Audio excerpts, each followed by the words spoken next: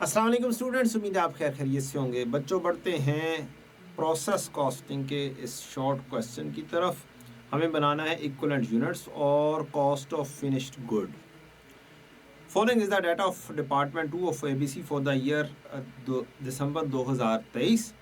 Work in process opening था 8500 units. 20% with respect to material complete था, 25% with respect to conversion complete था। Ending inventory थी 50% with respect to material complete और 25% with respect to conversion complete है।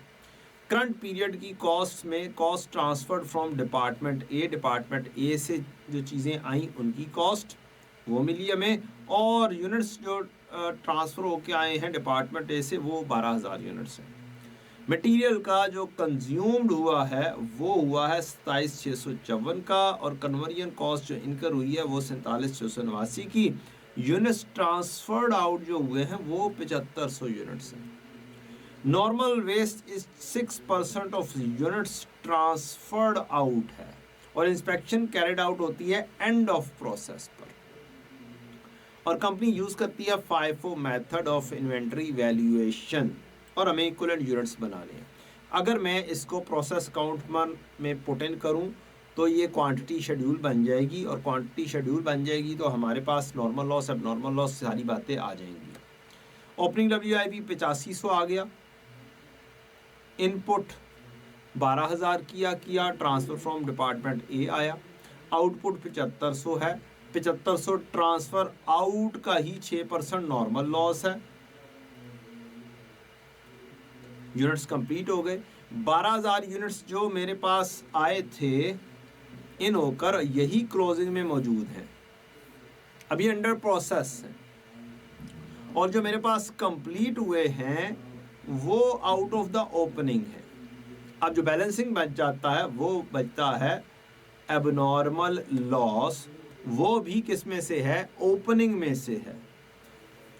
अब यहां पर अगला मसला equivalent units, first in first out है। अब 8500 यूनिट्स जो हैं ओपनिंग वाले ये भी यही कंप्लीट हो रहे हैं, फिनिश गुड में जा रहे हैं।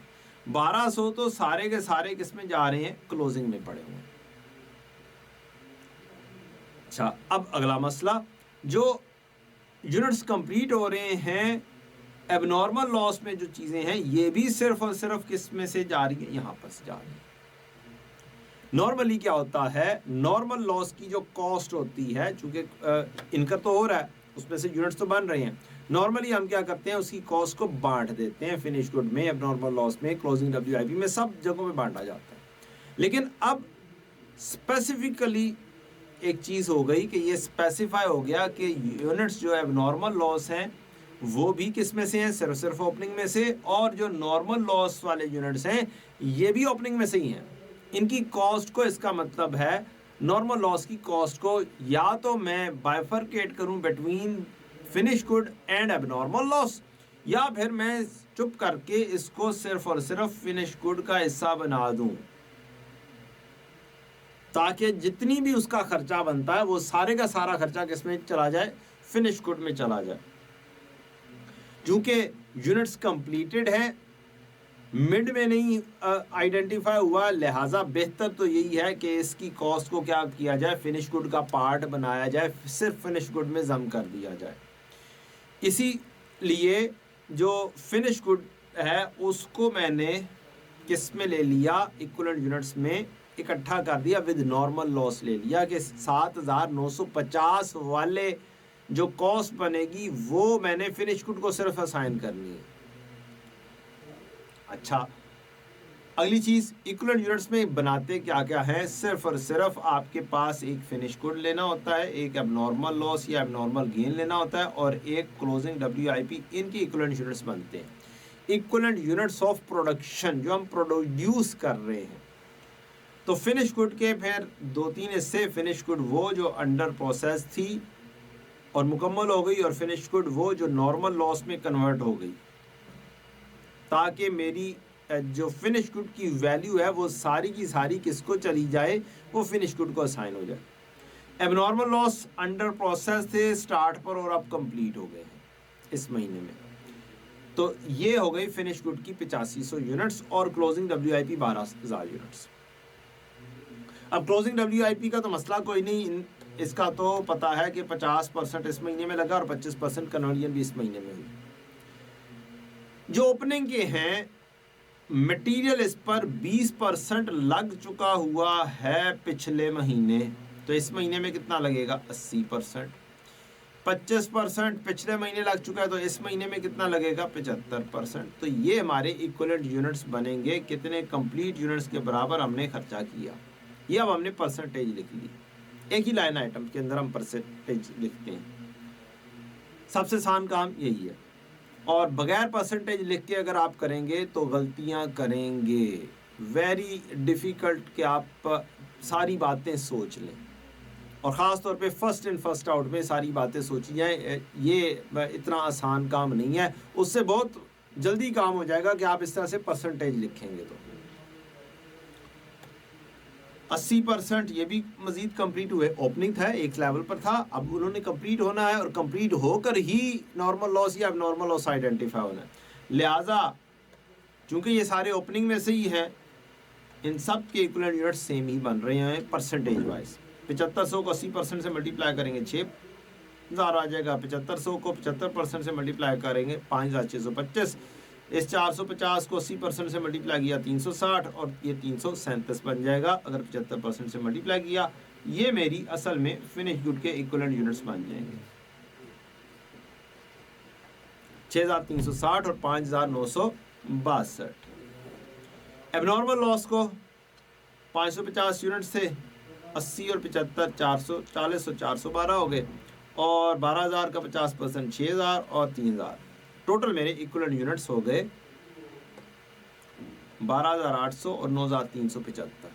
ये मेरी इक्विवेलेंट यूनिट्स आ गई। अब अगली कहानी है कॉस्ट पर इक्विवेलेंट यूनिट की।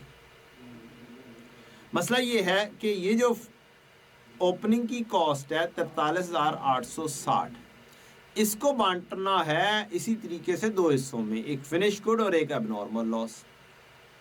फिनिश गुड के यूनिट 7950 के हिसाब से, और एबनॉर्मल लॉस 550 के हिसाब से। और ये जो खर्चे हैं हमारे 45600 जो ट्रांसफ़र होके आए हैं, ये तो सारे का सारा खर्चा किधर जा रहा है, मटेरियल का, ये तो इधर ही आ रहा है फिनिश गुड में, क्लोजिंग WIP में। लेकिन जो मटेरियल जो इस महीने में ऐड हुआ, इस प्रोसेस में ऐड हुआ, और जो कन्वर्जन है, ये वाला खर्चा बांटना है। फर्स्ट इन फर्स्ट आउट जब होता है तो हम सिर्फ और सिर्फ करंट मंथ के खर्चों को इक्विवेलेंट यूनिट्स में लेकर आते हैं और करंट मंथ की कॉस्ट ही यूज करते हैं। तो 27654 और 47689 आए, कोई स्क्रैप वैल्यू आएगी तो हम मटेरियल में से लेस कर देंगे। अब हम 27654 को तकसीम कर देंगे 12800 से, तो मेरे पास 2.16 और 5.08 एक रेट निकल कर आ जाएंगे। ये हो गई मेरी कॉस्ट पर इक्विवेलेंट यूनिट। अब अगली कहानी करनी है मुझे फिनिश्ड गुड की वैल्यू करनी है, जो मुझे कहा गया है। फिनिश गुड में एक खर्चा जाना है 43860 में से।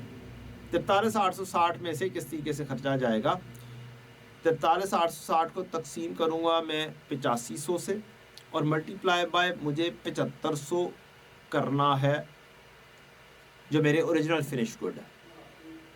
फिर जो 43860 को 8500 से तकसीम करके जो नॉर्मल लॉस वाली हिस्सा है वो भी ले आना है। दोनों को इकट्ठा भी कर सकते हैं, 7950 करके भी अलग-अलग भी कर सकते हैं। और यूनिट्स जो पिछले एंड पर पिछले साल या पिछले महीने में जो मौजूद थे, अंडर प्रोसेस थे, उनको क्या करना है, उनकी कॉस्ट तो हम, हाँ जी, उन्हीं की कॉस्ट तो हमने बांटी अभी, 43860 की कॉस्ट बांट दी, 7500 की अलहदा और 4500 की अलहदा। अब जो फिनिश गुड के इस महीने में कंप्लीट हुए हैं 6360 और 5962.5, इसको 2.16 और 5.08 से मल्टीप्लाई करके ये हमें लेकर आने हैं, ये आ गए। और ये इस तरीके से हमारी क्या बनेगी, क्लोजिंग स्टॉक की वैल्यू बनेगी। A very special question for you. बहुत सारे स्टूडेंट्स ने जो मिस्टेक की वो यही की कि उन्होंने इक्विवेलेंट यूनिट्स को नॉर्मल अंदाज में ले लिया, और नॉर्मल अंदाज से मुराद है कि उन्होंने इसको एवरेज कॉस्ट के तहत 100% ले लिया कि ये फिनिश गुड हो गई। तो फाइफो में percentage of opening very important होती है कि वो किस हद तक कंप्लीट हो गए हैं, और इस महीने में मजीद कितना इसको कंप्लीट करना है, बाकी का काम होना है।